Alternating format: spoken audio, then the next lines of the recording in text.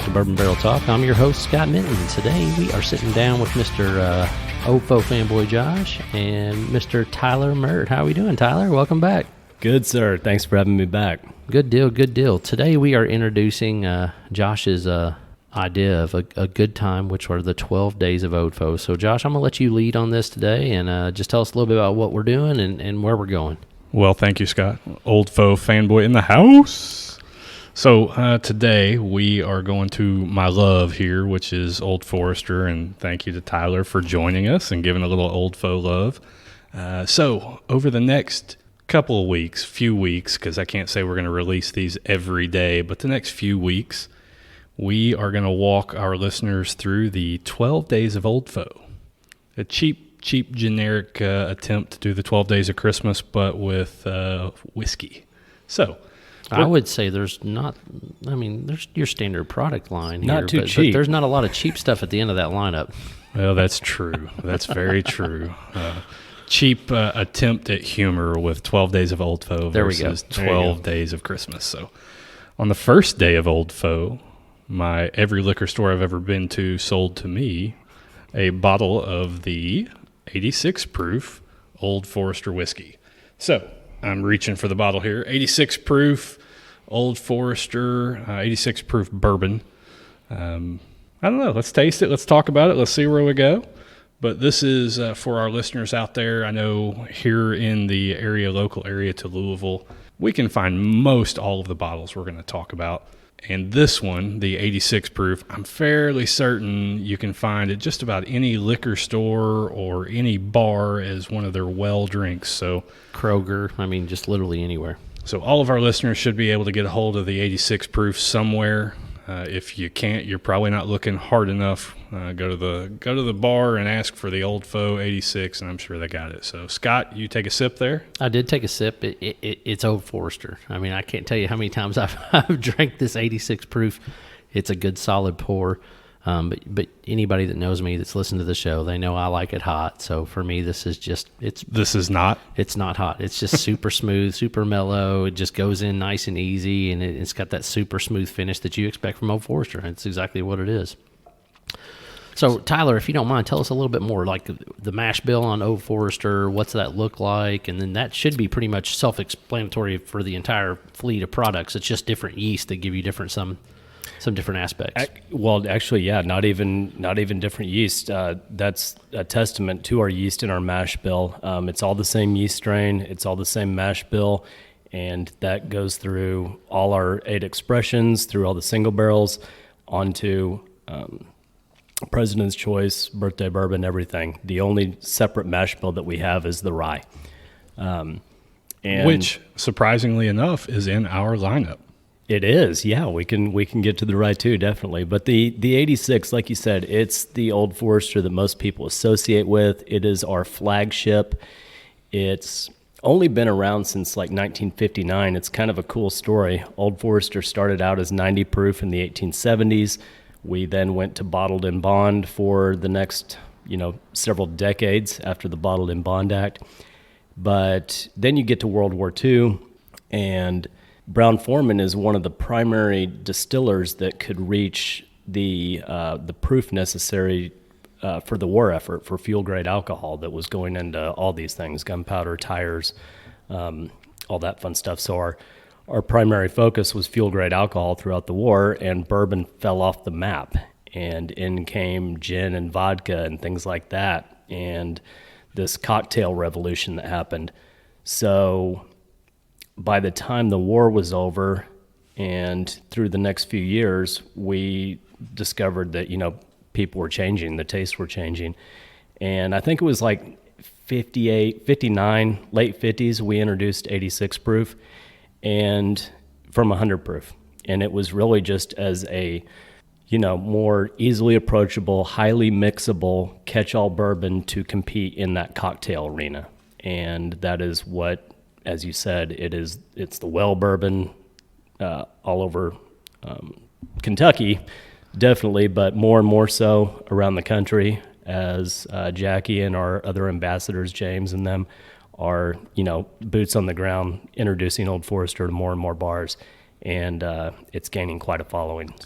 So I'm a little sad to say that as a fanboy, I had never had a bottle of this at my bar at home because fanboy is also a snob. And the bourbon snob in me has gone, traditionally to the Old Forester single barrels. The 90 proof itself has been Old Foe fanboy's love for a couple of years now. But up until this time, I never actually owned a bottle of 86 proof. Surprising to myself, but I've had it at many bars. Tried it at a whole lot of different places, and probably not tried it, drank it at a whole lot of different places. But let's talk about what you get kind of from an aroma on this. Surprisingly to me, this has some very strong, you're going to pick up some very strong aromas in it.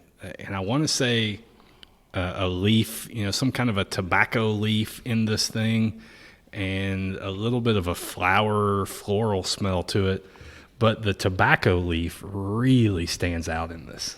Yeah, I like that. The sweet tobacco, showcasing the rye, kind of the higher rye, 18% in the mash bill. What I always get, this one seems to be most reminiscent of our yeast strain, which is very floral, very fruity. Bananas is something I often get in the 86 as well. And, we just opened this bottle. It may need to open up a little bit, but once it kind of comes into its own, or especially if you put it on the rocks or add a little water, you get this really rich banana coming through. It's interesting to me because I don't, and Scott typically joke at me because I don't pick up the banana flavor in the traditional single barrels. But once you said bananas, it just popped. And I was taking a drink while you were saying that, and it just popped at me. And I get it. You could drink this neat on the rocks any way you want it, and it's going to be enjoyable. Yeah. So for me, I get a lot of that banana flavor, but I also get almost like and it's more on the nose, like an Earl Grey tea. Almost, yeah. And for me, that's what it's reminiscent of for me. And I even get a little bit of the darker fruits, maybe a cherry or something like that, but outside of that, I mean, like I said, it's Old Forester. I mean, you can't go wrong with it. It's the 86 proof. You're going to find it anywhere and everywhere. And, I would sister it up against with what most people would, consider probably your more flagship on the Brown-Forman side family, which would be the Woodford Reserve. It would be very comparable in that market or that makeup. They're going to be very similar products. Yeah, and I like it that both of you are kind of picking up on those woodsy notes. You get leather or tobacco, you're getting the Earl Grey tea, and I usually tell people barrel notes, wood notes can often manifest as like tea or tobacco, and even in the 86, it does highlight the depth of the toast and the char and the heat cycling and everything in the barrels. It comes through beautifully. So for people that maybe haven't been on the tour, what is the toast that you all typically use on your barrels whenever you entry in? It's proprietary, but we do get one of the deepest toasts in the industry because we kind of pioneered that toasting of the barrel. The char is somewhere between a 3 and a 4. That's proprietary, but we own our own cooperage, so we don't have to tell anyone what we're doing. Right. So, isn't that nice? That's the beautiful thing. Yeah, exactly. But no, it performs very well in any lineup. It can hold its own, especially against the other flagship bourbons out there. Right. It stands on its own beautifully. On the do they say how long you all char it for? Like, is there a specified amount of time that you all do? They don't say any of that stuff. I've been on the tour, I guess, 4 or 5 times, and I've literally never listened to that piece of it because as soon as they light it on fire, I just get real excited because I love fire. Right. Scott's over here. It's under a minute. Yeah. So I'm always like, ooh, but I never count. I never did anything. So I didn't know if there was like, ooh, we char it for 35 seconds or anything like that. So, well, that's cool. So, Scott, we just tried the 86 proof, which is I think it's the lowest proof in your all's lineup. It is. Kind of for someone that wants to start and drink through this with us, this is a great Old Forester to start with. To start with the 86 proof, if you're new to bourbon, new to whiskey, you want to try something that I wouldn't call it mild, but also wouldn't call it hot. So you're going to try something that's very smooth.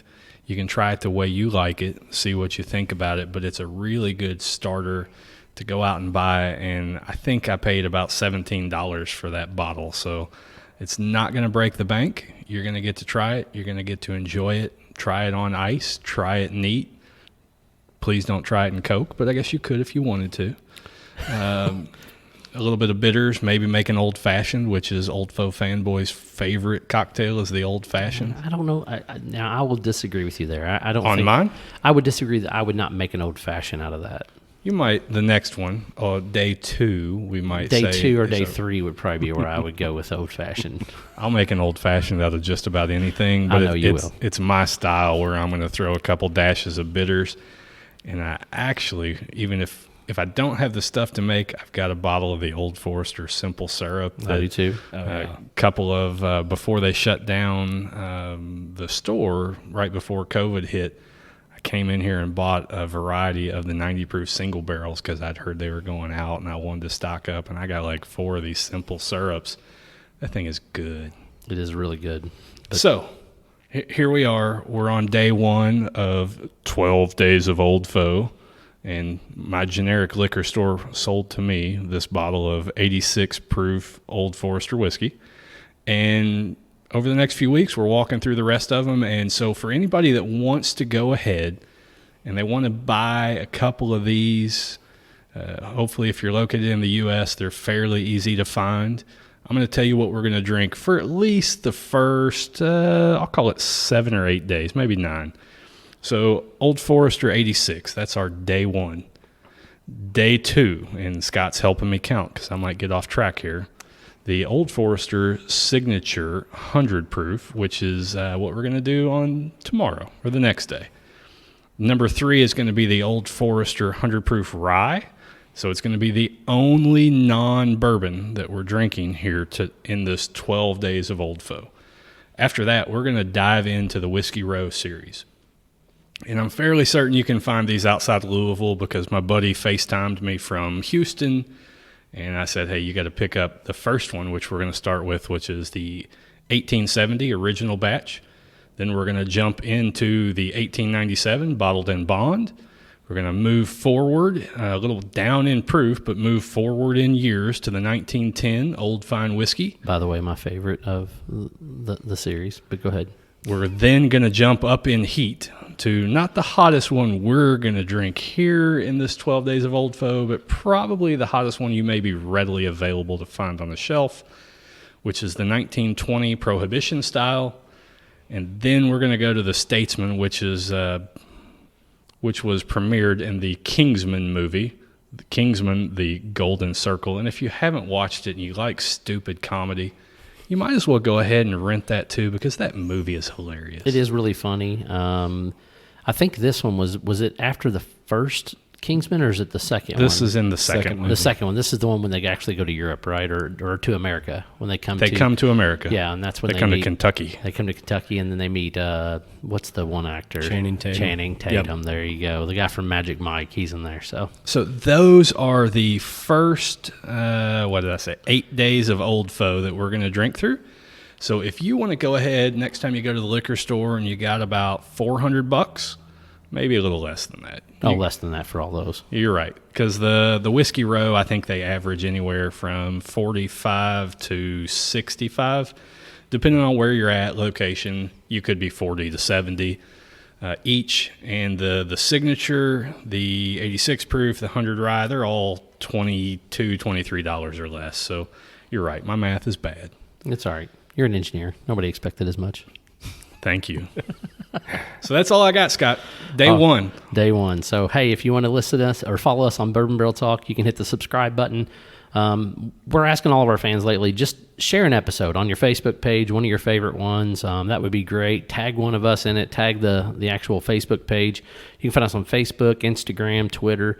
You can email us at bourbonbarreltalk@gmail.com. This is Scott, Old Foe fanboy, out. Mr. Tyler, out. Cheers.